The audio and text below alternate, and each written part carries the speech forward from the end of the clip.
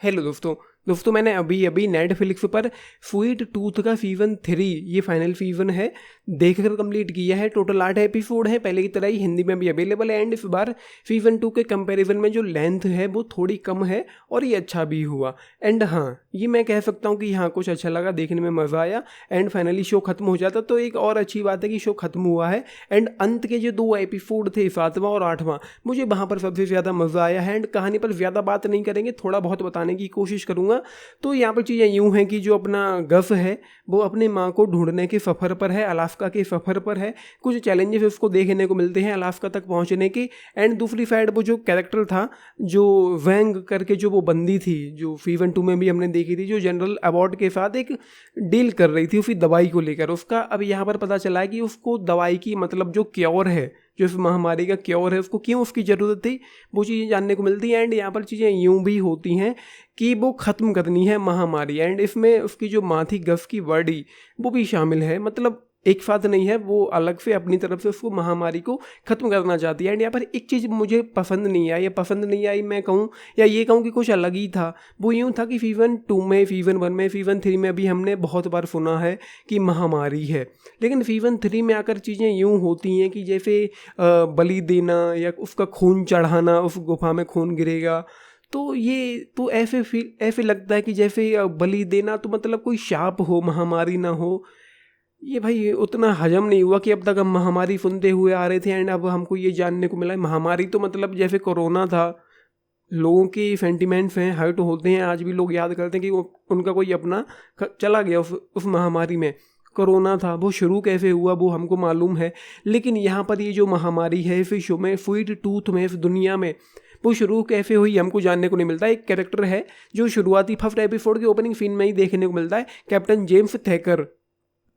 उसके जरिए किसी तरह से ये महामारी शुरू हुई, कैसे शुरू हुई, एग्जैक्ट हुआ क्या था, क्यों ये सब इतनी ज़ोर से फैला कि पूरी दुनिया में लगभग 98% जो इंसान हैं वो मर गए हैं एंड हाइब्रिड्स पैदा होने लगे हैं। हाइब्रिड्स का हमको समझ में आता है, लेकिन महामारी फैली मतलब वहाँ पर हुआ क्या था, कैप्टन जेम्स थैकर ने वहाँ पर क्या किया था जिसकी वजह से ये हुआ, वो हमको ये चीज़ नहीं दिखा पाए हैं।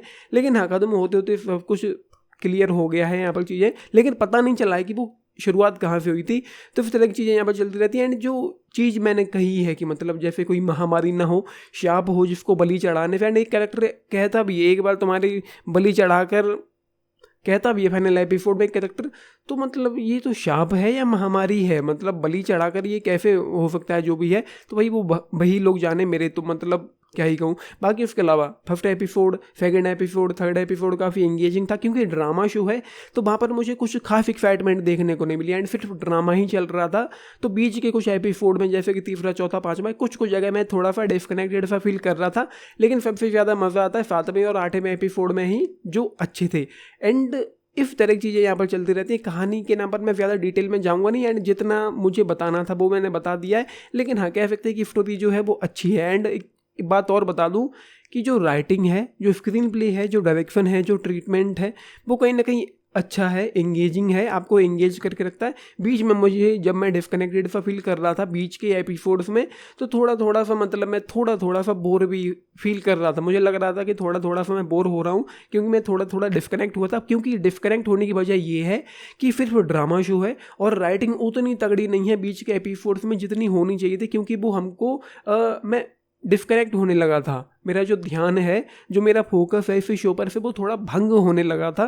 तो बीच बीच में मैंने कई दफ़ा डबल टैप करके पीछे किया, मतलब कीबोर्ड है, पीसी पे देख रहा था तो पीछे वाला बटन करके पीछे किया। कई बार डायलॉग दोबारा से सुने तो कुछ डायलॉग जो हैं ऊपर से निकल जाते हैं। ये है बस बात, ये है कि इस शो का जो प्रोसीजर है, जो जिस तरीके से शो चलता रहता है 6ठे एपिसोड तक, वो लगभग वैसा ही था जैसा सेकंड सीजन भी था। कुछ चीज़ें और अच्छी होती हैं, जैसे जब वो अलास्का पहुंचते हैं जहां पर वो और चीज़ें कुछ थी, तो वो है स्टिल वॉचेबल है। फर्स्ट सीजन, सेकंड सीजन देखा है तो तीसरा भी डेफिनेटली देख ही लेंगे। एंड मैं सीजन 3 को देखने के मूड में नहीं था, इसीलिए मैंने पोल किया था, अगर लोग कहते हैं कि देखना है तो देखूंगा, तो सिर्फ आप लोगों की वजह से देखा, वरना मेरा बिल्कुल भी देखने का मूड नहीं था। एंड खत्म होते होते कह सकता हूँ कि मुझे मज़ा आया यहाँ पर इन चीज़ों को लेकर। एंड हाँ, ये जो यहाँ पर जो हाइब्रिड्स हैं, हो सकता है कि किसी और का अपना टेक हो। मेरा पर्सनल टेक जो है, जो गफ का कैरेक्टर है भाई मुझे थोड़ा अच्छा लगा।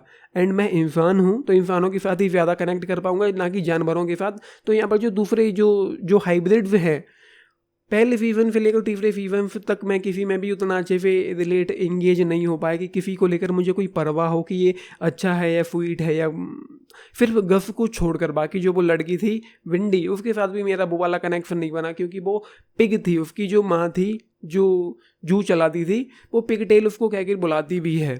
तो ये सारी चीज़ें यहाँ पर हैं। तो वो ख़त्म होते होते फाइनली मज़ा आया, अंत के एपिसोड में मज़ा आया। एंड ये है, ज़्यादा नहीं कहूँगा वरना इस वाला निकल जाएगा। तो ये सारी चीज़ें हैं 3.5 स्टार आउट ऑफ 5 इस शो के लिए। एंड किन लोगों को देखना है, किन लोगों को नहीं देखना है, अगर आप जानना चाहते हैं जिन्होंने नहीं देखा है, तो उन लोगों के लिए ये है कि अगर जिन लोगों ने सीजन 1 और 2 देखा है वो तो तीसरा देख ही लेंगे, लेकिन सीजन 1 भी किसी ने भी नहीं देखा है, अगर चाहते हैं कि देखना चाहते हैं कि देखें कि ना देखें, मुझसे अगर पूछें तो मैं यही कहूँगा कि भाई स्किप करो। कुछ भी उतना आउट ऑफ द बॉक्स, उतना कुछ ग्रेट नहीं है कि अगर आपने एक भी सीजन नहीं देखना है तो एक भी नहीं देखा है तो मेरे कहने पे आप देखना शुरू कर दें। सिर्फ ड्रामा शो है, यहाँ पर थोड़ा बहुत एक्शन भी था, लेकिन VFX ऑसम था। जो सिनेमेटोग्राफी है वो ग्रेट थी, विजुअली कुछ बहुत अच्छे विजुअल्स देखने को मिलते हैं, सीन्स देखने को मिलते हैं। तो ये कोई खास इंटेंसिटी एक्साइटमेंट नहीं है, कुछ थ्रिलिंग नहीं है, कुछ उस तरह का नहीं है तड़कता भड़कता पहले 6 एपिसोड में जो आपको उस तरीके से हुक एंड बुक करके रखे कि आप पूरी दुनिया ही भूल जाओ। दुनिया में भूला एक एक्साइटमेंट थी 7वें और 8वें एपिसोड में। यह है मेरा पूरा डिटेल्ड रिव्यू इस शो को लेकर। तो 3.5 स्टार आउट ऑफ 5 इस शो के लिए, क्योंकि मुझे मज़ा आया अंत के 2 एपिसोड में, तो वहाँ पर थोड़ा दिल जीत लेता, वरना मैं 3 ही देता अगर बाकी के एपिसोड जैसे अंत के 2 एपिसोड भी होते तो ये है। बाकी 10 में से अगर आप लोग पूछें तो 7 स्टार्स आउट ऑफ 10 इस शो के लिए। चाहें तो फैमिली के साथ देख सकते हैं, थोड़ा खून खराबा यहाँ पर है, उनका थोड़ा ध्यान रखना। एंड वही सवाल सबसे बड़ा है मेरे लिए कि शुरुआत कैसे हुई वो ठीक से बता नहीं पाए हैं।